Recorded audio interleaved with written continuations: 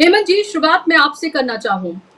एक भूमिका जो मैंने यहाँ पर रखी, जो कल हुआ और उसका रिएक्शन जो आज देखने के लिए मिल रहा है, जो नितिन गडकरी ने कहा, जो सोनिया गांधी ने कहा, और अब तो एच डी कुमारस्वामी भी खुलकर सामने आ गए हैं। अगर कर्नाटका की भी बात की जाए, चलिए उसकी बात हम थोड़ी देर बात कर लेंगे, लेकिन फिलहाल की जो राजनीतिक स्थिति बन रही है उसको आप कैसे देख रहे हैं अभी और आने वाले विधानसभा के परिप्रेक्ष्य में भी? क्या अनुराग ठाकुर ने बीजेपी के लिए खुद ही ऐसी खाई खोद दी है जो आने वाले वक्त के लिए उनके लिए सियासी तौर पर बहुत ज्यादा नुकसानदेह साबित हो सकती है? अनुराग ठाकुर का आपने जिक्र किया, उसके बाद तो जो मोदी जी की और एक फेवरेट हीरोइन है, उन्होंने भी आज एक नया वो छेड़ दिया है। उन्होंने राहुल गांधी को नशेड़ी तक कह दिया और ये कहा सदन के परिसर में कि उनका ड्रग टेस्ट होना चाहिए। आप कल्पना कर सकती हैं कि विपक्ष के नेता के बारे में पहली बार की सांसद, जुमे जुमे उनको चंद महीना हुआ है आए हुए, इस तरह की टिप्पणी करना, ये सारा यूं ही नहीं, अनायास नहीं है। इसके पीछे पूरी की पूरी एक योजना है। और वो योजना क्या है? देखिए, एक बात आप सब जानते हैं, इस बात को आपके दर्शकों के लिए बताऊं कि मोदी जी की असहमति के बिना ना तो संसद के अंदर, ना भाजपा के अंदर और ना सरकार के अंदर पत्ता भी नहीं हिलता है। कल जो आपने देखा संसद के अंदर, अनुराग ठाकुर ने जो कहा, राहुल गांधी का नाम नहीं लिया, लेकिन स्टेट में इशारा उनका था, क्योंकि जाति जनगणना की बात उन्होंने की। ये शब्द कहना कि जिनको अपनी जाति नहीं पता, ये एक गाली है कि किसी व्यक्ति को अपने ओरिजिन का नहीं पता। ये हिंदू समाज में एक गाली है और इस पे कुछ भी हो सकता है, कोई भी व्यक्ति जो, ये वैसे नहीं कहा गया। उसके बाद जो उधार की बुद्धि का रूपक लिया उन्होंने, आप क्या समझ रही हैं? अनुराग ठाकुर की भाषा है ये, बिल्कुल अनुराग ठाकुर की भाषा नहीं है, ये 100% नरेंद्र मोदी की भाषा है। और इसकी बैकग्राउंड में जाना पड़ेगा कि ये क्यों हो रहा है। राष्ट्रपति के अभिभाषण में अगर आपको ध्यान हो, राहुल गांधी ने जिस तरीके से भाजपा आरएसएस को हिंसक कहा, विभाजनकारी कहा, उसके बाद आपको ध्यान होगा मोदी जी ने एक शॉर्ट इंटरवेंशन किया था और उसमें वो बहुत बुरे तरीके से एक्सपोज हो गए थे, पूरे देश के सामने, पूरी संसद के सामने वो झूठ बोलते हुए पकड़े गए थे। वो क्या कहा था उन्होंने कि पूरे हिंदू समाज को हिंसक कह रहे हैं। उस वीडियो को आप कितनी बार भी रिवाइंड कर लीजिए, इवन शंकराचार्य जी ने ये कह दिया कि उन्होंने हिंदुओं को हिंसक नहीं कहा। तो प्रधानमंत्री बहुत बुरे तरीके से ब्रॉड डे लाइट में एक्सपोज हुए थे। उसको प्रधानमंत्री जी, आपको पता है, स्पोर्टिंग स्पिरिट में कभी जानते ही नहीं प्रधानमंत्री इस बात को। वो उस बात का बदला लेना चाहते हैं कि राहुल गांधी ने पब्लिकली भरे सदन के अंदर टीवी कैमरों के सामने, पूरा देश लाइव देख रहा था, किस तरीके से उनको उन्हीं की मैट पर आकर के फ्लैट कर दिया। तो अब उन्होंने उसके लिए एक नई योजना निकाली है। अब आपको पता है प्रधानमंत्री जी सैडिस्टिक प्लेजर के बड़े चैंपियन है, बड़ा आनंद लेते हैं उसका। तो उन्होंने क्या किया कि सदन में खुद आने की बजाय अपने एक प्यादे अनुराग ठाकुर को खड़ा किया और उन्हीं के स्पीच राइटर्स की वो जो स्पीच थे, जो रूपक थे, जो भाषा थी, वो निश्चित तौर पर, और उसकी डिलीवरी आप देखिए उसी एरोगेंट अंदाज में जो प्रधानमंत्री का होता है, चेहरे पर वही स्मगनेस, और किसी तरीके का कोई भी उनके चेहरे पर यह नहीं था कि मेरे से कुछ गलत मैंने बोल दिया है। यह कहना कि जिनको अपनी जाति नहीं पता, उसके बावजूद भी वो खड़े रहे। और उसका अगला शब्द के उधार की बुद्धि। और कमाल देखिए, अगर आप उस वीडियो को देखेंगी तो वो जब ये बात करे थे उधार की बुद्धि, वो श्रीमान अनुराग ठाकुर भी पढ़ के बोल रहे थे। वो किसकी बुद्धि थी? वो बुद्धि भी उधार की थी। आप संसद में पढ़कर बोलना कोई गुनाह नहीं है, अपना एक्सटेम्पोर बोलना वो भी कोई गुनाह नहीं है। हर एक आदमी का अपना अपना स्टाइल है। तो उसको उधार की, प्रधानमंत्री तो बिना पढ़े बोल ही नहीं सकते। कभी आपने आज तक उनको बिना उसके टेलीप्रॉम्प्टर के बोलते हुए कहीं देखा हो? और जहां बोले वहीं फंसे वो। जहां उन्होंने इस तरह की इंटरवेंशन की वहीं फंसते हैं वो। व्हाइट हाउस का वो जिक्र याद होगा आपको, केवल 2 सवाल पूछे गए थे, पूरी दुनिया ने क्या उसका उपहास उड़ाया था, क्या जवाब दिया गया था। तो बेसिकली क्या है कि जो कल जो करवाया गया वो एक बदला लिया मोदी ने अपने खास अंदाज में। उसके बाद जैसा आपने कहा, क्रोनोलॉजी देखिए, वो सब सदन के अंदर हुआ। राहुल गांधी ने ट्रू गांधीयन फिलोसफी का करते हुए उन्होंने कहा कि मुझे इनसे कोई माफी नहीं चाहिए, इनको इनके विचार मुबारक, हम जाति जनगणना करा के रहेंगे। लेकिन वो बात बहुत गंभीर थी, वो एक तरीके की गाली थी। प्रियंका गांधी ने उसको ट्वीट किया और पूछा प्रधानमंत्री से कि साहब क्या आप इसको एंडोर्स करते हैं? और प्रधानमंत्री ने वह सारी शालीनता और सभ्यता की सीमाएं लांघते हुए उस पूरे भाषण को ट्वीट कर दिया, जिसके बारे में चेयर ने भी ये कहा था कि हम इसको एक्सपेंज कराएंगे।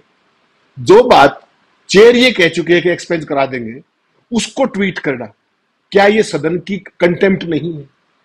क्या ये विशेषाधिकारों का हनन नहीं है? प्रधानमंत्री ने कुछ नहीं सोचा। उन्होंने चूंकि प्रियंका ने पूछा था और प्रधानमंत्री ने क्या क्या एडजेक्टिव प्रयोग किए अपने साथी अनुराग ठाकुर के लिए, तो इसके बाद आपके दिमाग में कोई और आपके दर्शकों के दिमाग में कोई ये शक नहीं रहना चाहिए कि उसको मोदी जी की एंडोर्समेंट थी या नहीं।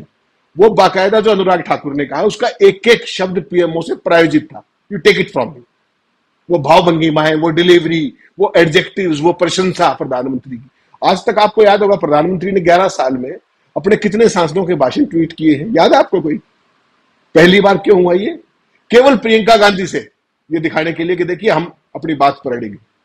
तो ये एक खास अंदाज है मोदी का जो वो गुजरात के दिनों से करते आए, विपक्ष को कंडेम करना और बहुत नीचे के स्तर तक लेके जाना, और रही सही कसर। लेकिन कल आपने एक चीज देखा होगा, अनुराग ठाकुर ने सारी लफाजी की, मुद्दे की एक भी बात नहीं की। वो वित्त राज्य मंत्री रहे, वो चाहते तो पूरे विपक्ष के जितने भी आरोप थे सिलसिलेवार जवाब दे सकते थे, क्योंकि निर्मला सीतारमण आपको पता है हिंदी नहीं जानती, कम जानती।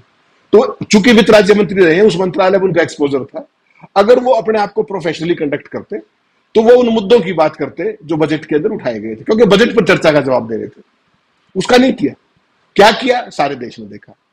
उसके बाद पूरे भाषण में कहीं बीजेपी की तरफ से जाति जनगणना की बात आई? कोई कमिटमेंट हां या ना? कुछ नहीं। कल का नैरेटिव जाति जनगणना का इसमें उड़ा दिया, सारा विवाद करवा के कि मुद्दे की बात को डाइवर्ट कर दो। आज फिर सुबह सुबह जब कांग्रेस पार्टी में जो चरणजीत चन्नी ने उसका नोटिस दिया प्रिविलेज का स्पीकर को, पता है आपको भी क्या होना उस नोटिस का? तो कंगना रनावत को लॉन्च किया गया। कंगना रनावत ने क्या कहा कि जो राहुल गांधी है वो नशा करते हैं, उनका ड्रग टेस्ट होना चाहिए। तो ये ऐसे नहीं है, ये एक पूरी योजना का हिस्सा है।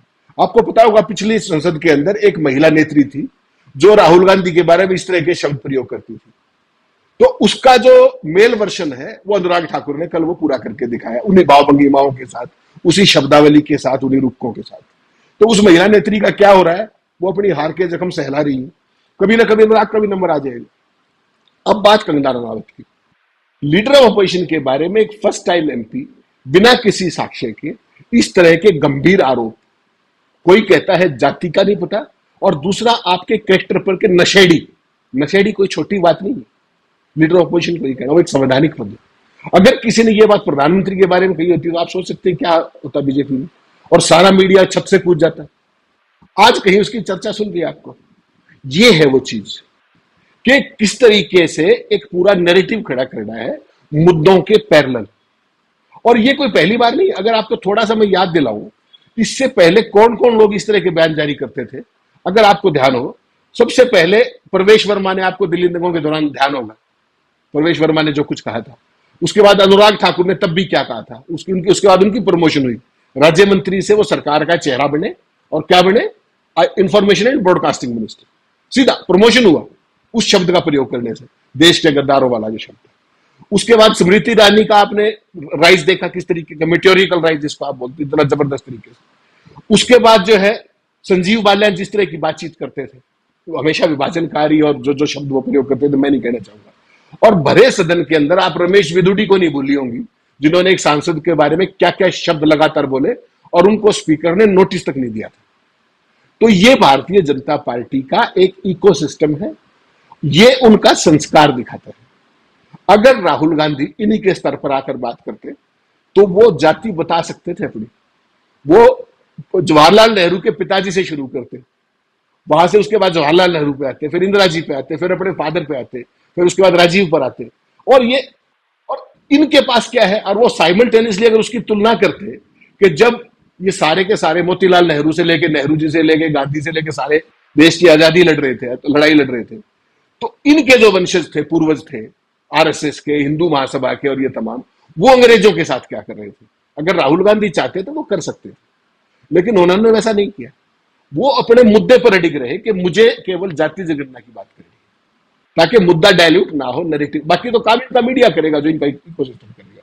लेकिन राहुल गांधी ने करैक्टर दिखाया, जो करैक्टर आज भारतीय जनता पार्टी भूल चुकी। आपने कहा इसका असर क्या पड़ेगा? इसका असर मैं आपको बता सकता हूं ये गारंटी के साथ। इस चुनाव में आपने देखा होगा, लोकसभा के चुनाव में, और इसका चुनाव ग्रास रूट पर आप इसकी वाइब्रेशन सुन सकती हैं, इसकी इको सुन सकती हैं। भारतीय जनता पार्टी के पास अगर एजेंसीज, अगर धनबल, अगर चुनाव आयोग, अगर प्रशासन ना होता तो जनता समझ रही है कि इस चुनाव का भी क्या हाल होना था लोकसभा का, और उसके तमाम चीजें सामने आ रही है खुल के धीरे धीरे, चुनाव के अंदर क्या क्या मैनिपुलेशन की गई है। लेकिन अब जो विधानसभा का चुनाव होगा उसके कुछ मुद्दे ही और होने जा रहे हैं, उसका नैरेटिव और टोन सेट कर दी है राहुल गांधी ने इस पूरे पार्लियामेंट सेशन के दौरान, चाहे वो राष्ट्रपति के अभिभाषण की बात हो, चाहे बजट के दौरान की बात हो, एक एक मुद्दे पर जो इनकी खाल उधेड़ी गई है और जिसका ये जवाब नहीं दे पाए, ना कोई भी नहीं दे पाया। वित्त मंत्री को तो जवाब देने की जरूरत नहीं पड़ती, उससे तो आप सवाल कर दो, मैं तो प्याज ही नहीं खाती, और उस टाइप की जो बीजेपी का टिपिकल है।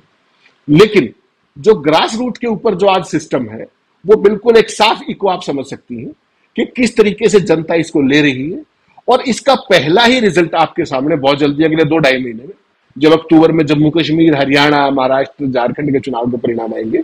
और सोनिया गांधी ने आज ठीक कहा कि आप ज्यादा ओवर कॉन्फिडेंस में मत आइएगा, अति विश्वास में मत आइएगा, माहौल हमारे लिए ठीक है। वो महाराष्ट्र के अंदर आप देखिएगा बीजेपी का नाम लेवा नहीं बचेगा, हरियाणा में भी वैसी स्थिति है, झारखंड का देखना पड़ेगा क्या स्थिति है, जम्मू कश्मीर में जिस तरह घटनाक्रम में मुझे लगता नहीं कि चुनाव अब भी कराएंगे, हालांकि सुप्रीम कोर्ट का ऑर्डर है। तो कुल मिलाकर के भारतीय जनता पार्टी बहुत बुरे तरीके से छटपटाई हुई है और इस चीज को तमाम लोग समझ भी रहे हैं। अगर आपने उत्तर प्रदेश का घटनाक्रम देखा हो, वहां पर जो कुछ चल रहा था वो हवा में था। उसकी पहली इंडिकेशन आपको कब मिली? जब नीति आयोग की बैठक में पहले अमित शाह आए तो विश भी नहीं किया योगी आदित्यनाथ ने, हेलो भी नहीं किया, उनकी तरफ देखा भी नहीं, इग्नोर किया। और प्रधानमंत्री आए, उनको भी विश नहीं किया और राजनाथ को विश किया। ये पहले विजुअल्स थे जो बहुत कुछ कहते थे। इसका मतलब बड़ा साफ है कि कहीं ना कहीं यूपी बनाम दिल्ली, लखनऊ बनाम दिल्ली हो चुका। अब जो गडकरी ने चिट्ठी लिखी, क्या ये पूरा देश नहीं समझ रहा इस बात को? इस देश के अंदर जब मैं और आप हेल्थ इंश्योरेंस कराते हैं, सरकारी सुविधाओं का तो सबको पता है क्या हाल है हेल्थ का। मैंने 2 साल पहले हेल्थ का जब इंश्योरेंस लिया तो पहली किस्त 28,000 रुपए की आई थी और इस बार भरी तो वही किस्त 45,000 की होगी। तो गडकरी ने क्या कहा कि जीएसटी क्यों नहीं हटना चाहिए, रेट्स कम क्यों नहीं होने चाहिए? तो ये किस नाम की सरकारी सुविधाएं आप दे नहीं रहे देश को, और कोई बेचारा अपना बीमा कराए तो उसकी खाल उधेड़ लोगे आप। तो गडकरी ने ये ठीक बात उठाई है, लेकिन दुख इस बात का है कि गडकरी इस बात को आज से 4 दिन पहले उठाते तो इसका कोई मतलब होता, दबाव बनता। अब सांप निकलने के बाद वो लाठी पीट रहे हैं। This is typical of BJP style. तो गडकरी कोई दूध के धुले नहीं हुए, वो इस इको सिस्टम से कोई वो नहीं है। वो बीच बीच में कुछ खास तरह की पोस्चरिंग करते हैं खबरों के साइकिल में बने रहने के लिए, जैसे तमाम लोग बीजेपी में, जैसे आपने आरएसएस चीफ का देखा होगा, ये इनका इकोसिस्टम करता है ऐसा, बीच बीच में एक इंजेक्शन लगा के देखते हैं कि दवाई का असर है या नहीं। वही गडकरी करते हैं। अगर वो चाहते तो, अगर वो चिट्ठी पहले लिखते, आज से 5 दिन पहले, बजट के दौरान कैबिनेट में बात होती है, क्यों नहीं की उन्होंने? तो ये जो फजूल की पोस्चरिंग है, इसको भी जनता समझ रही है। हकीकत यह है कि जनता के सरोकारों से ये सरकार कटी हुई है और केवल चाहे राहुल गांधी को गाली देनी हो, चाहे विपक्ष को डिमीन करना हो, चाहे मुद्दों से भागना हो, उस सब का हिसाब का समय अब आ गया है। और ये मोदी जी समझ रहे हैं कि बहुत बड़े छक्के मार दिए। असल में भारतीय जनता पार्टी, अनुराग ठाकुर और ये जो क्या नाम है अपने जो हीरोइन है, फिल्म हीरोइन अपने कंगना रनावत, इन दोनों के कारण बीजेपी हिट विकेट हुई है। ये आप मुझसे लिखवा के ले लीजिए। बीजेपी को नुकसान हुआ है। मोदी की जमीन, बीजेपी की जमीन पूरे देश में खिसक रही है। उनको अभी समझ में नहीं आ रहा, अभी वो सैडिस्टिक प्लेजर में डूबे हुए हैं। इसका परिणाम आपको अक्टूबर में दिखाई देगा जब 4 राज्यों के विधानसभा के चुनाव के परिणाम आए। डीएस ने किया है वो उनकी मजबूरी है। उस समय जो उन्होंने बीजेपी से गठबंधन किया वो भी उनकी मजबूरी थी, वो भी उनकी मजबूरी है। कारण केवल कितना है कि कर्नाटक के अंदर अगर उनको हाशिए पर नहीं जाना है और अपना सर्वाइवल कायम रखना है तो उनको अपनी व्यक्तिगत राजनीति को कायम रखना पड़ेगा। भाजपा की जो विभाजनकारी राजनीति है वो उनको भी वहीं में पहुंचा देगी जहां बाकी लोग पहुंच चुके हैं, जो उनके पुराने एलाइज हैं।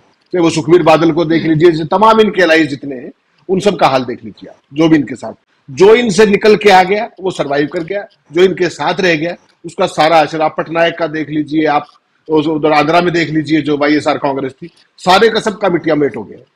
तो अब क्योंकि वो बहुत श्रूड पॉलिटिशियन है कुमारस्वामी, उनको ये पता है कि इनके साथ बियॉन्ड ए पॉइंट दिखोगे तो जो आपका रहासा है वो भी साफ हो जाएगा।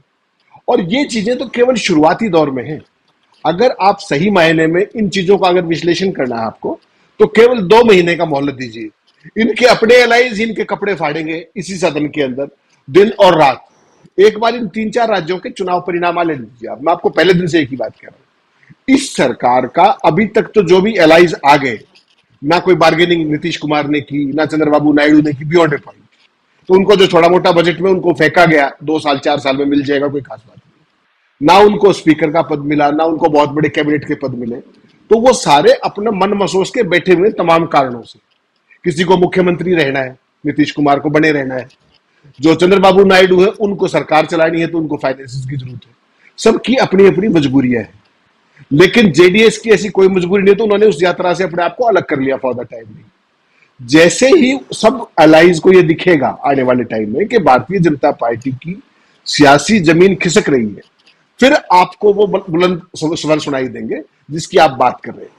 जो आपने देखा, जो कांवड़ यात्रा को लेकर के योगी ने, मैं और आप या सुप्रीम कोर्ट उस पर कुछ भी कहता रहे, योगी ने मोदी और अमित शाह उन दोनों जो उनको डिस्टेबलाइज करने की कथित तौर पे जो कोशिश कर रहे थे, उनको शांत कर दिया ना एक ही स्ट्रोक में। तो ये इनके यहां अंदर खाने चलता रहता है सब, एक दूसरे को शो ऑफ करना और करना। लेकिन हकीकत में वो सारा जो यात्रा वाला भी और जो सुप्रीम कोर्ट की जो उस पर टिप्पणी आई, वो कोई अच्छी बात नहीं हुई। देश के जो कावड़िए भी हैं वो भी कभी इस तरह का भेद नहीं करते जो ये संसद के अंदर जो इनके पूर्व मंत्री कल कर रहे थे। मुसलमानों को जिस तरीके से आपने कहा दूसरे ग्रह के नहीं, सबका साथ सबका विकास का जो नारा देते हैं, वो मुसलमानों के बारे में क्या कहते हैं उनके भी आपने भाषण सुने होंगे। सार्वजनिक मंच पर उन्होंने क्या कहा कि कपड़ों से पहचाने जाते हैं दंगाई। कल्पना कर, ये इनका एक खास तरीके का नैरेटिव है जो रह रहकर ये उस डपली को निकाल के बजाते हैं जब जब ये फंस जाते हैं।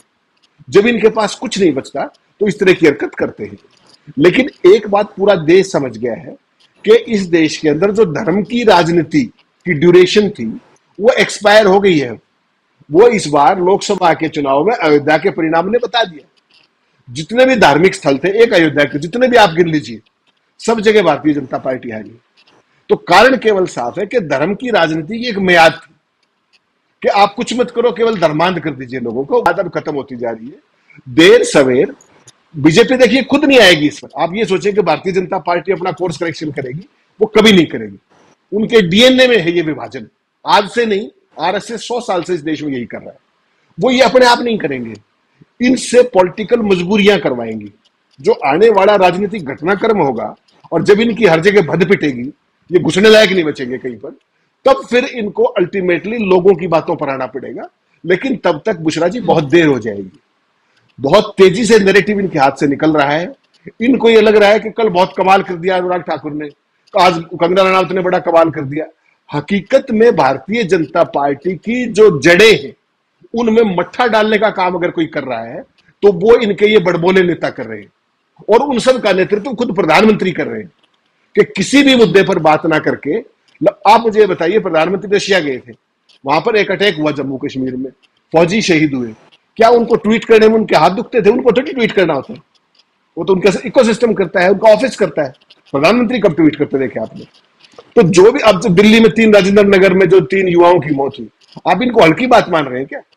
ये सारी चीजें, वायनाड को लेकर के उन्होंने ट्वीट नहीं किया, इसका मतलब समझते हैं आप क्या है? जब राहुल गांधी वायनाड चुनाव लड़ने गए थे तब प्रधानमंत्री के शब्द याद है आपने क्या कहा था? तो वो सारी चीजें आपस में कहीं ना कहीं कोरिलेट होती हैं और देश की जनता हर उस चीज को देख रही है जिसको ये डिवाइड करना चाहते हैं। वो डिवाइड एंड रूल का दौर बहुत तेजी से जाएगा। अल्टीमेटली लोगों के मुद्दों पर बात करनी पड़ेगी, वो समय आ गया है। ये उस बात को नहीं पहचान पा रहे हैं, ये अभी भी किसी गलतफहमी के शिकार हैं। उसका कारण क्या है कि इनके पास देखिए बड़ा भारी धनबल है, सारी एजेंसियां हैं, पूरे देश के संवैधानिक संस्थाएं इनके कब्जे में, बहुत बुरे तरीके से जकड़ी हुई। तो वैसी सूरत में इनको लगता है कि जैसे इस बार चुनाव को इन्होंने हथिया लिया, ये आगे भी हथिया लेंगे। लेकिन समस्या तो तब आएगी जब जनता इनको घुसने नहीं देगी। आप हरियाणा में देखिए, पंजाब में इनका जो हाल किया, इनको घुसने नहीं दिया, महाराष्ट्र में देखिएगा। तो ये जो चीज है इनको ये समझ में नहीं आ रही है। अब धीरे धीरे क्या कर रहे हैं, जब किसानों ने इनका जो हाल किया, कभी सरपंचों के लिए कुछ सॉप्स डिक्लेयर करते हैं, कभी किसी वर्ग के लिए करते हैं, कभी किसी के लिए करते हैं। इन चीजों से कुछ नहीं होने वाला। जब तक किसान शंभू बॉर्डर पे बैठा हुआ है, जब तक आप उसको एमएसपी की गारंटी इंश्योर नहीं करते, जो राहुल गांधी ने सदन में कहा, तब तक ये नहीं घुस पाएंगे हरियाणा में। तब तक ऐसे ही महाराष्ट्र में भी होगा। वो जो चीज राहुल गांधी ने, वो संसद में तो एक बात है, उसको इतना फोर्सिबली कहना वो एक कमिटमेंट है, और वो मोदी का कमिटमेंट नहीं है, वो राहुल गांधी का कमिटमेंट है। तो इस बात को सारे लोग समझ रहे हैं, और ये जो उन्होंने किया भी है, ये उन सारे राज्यों के चुनाव को भी ध्यान में रखते हुए। वहां का सबसे बड़ा मुद्दा ये होगा, आप कोई माने ना माने, 65% इस देश की जो आबादी है वो आज भी कृषि आधारित है, गांव में रहती है। जी। उन लोगों के लिए वो बहुत बड़ा सर्वाइवल का मुद्दा है। और राहुल गांधी ने जो एक तो किसान वर्ग को पूरे को एक तरीके से किया, बीजेपी की आज भी औकात नहीं है सत्ता में होते हुए वो ये कमिटमेंट कर दे कि हम आपको एमएसपी की गारंटी देंगे, जबकि प्राइम मिनिस्टर ने कमिट किया था, अगर आपको याद हो, जब किसान आंदोलन हुआ था, पूरा नहीं किया। आज तक उस कमेटी की मीटिंग नहीं हुई, कुछ भी नहीं हुआ। राहुल गांधी कह रहे हैं। फिर जातिगत जनगणना, ये दोनों चीजें भारतीय जनता पार्टी की कफन में कील ठोकने का काम अगर ग्राउंड पे करेंगी तो मुझे कोई इसमें अचंभा नहीं होगा, और इसीलिए भाजपा इन दोनों मुद्दों से भाग रही है, ऐसा मेरा मानना है।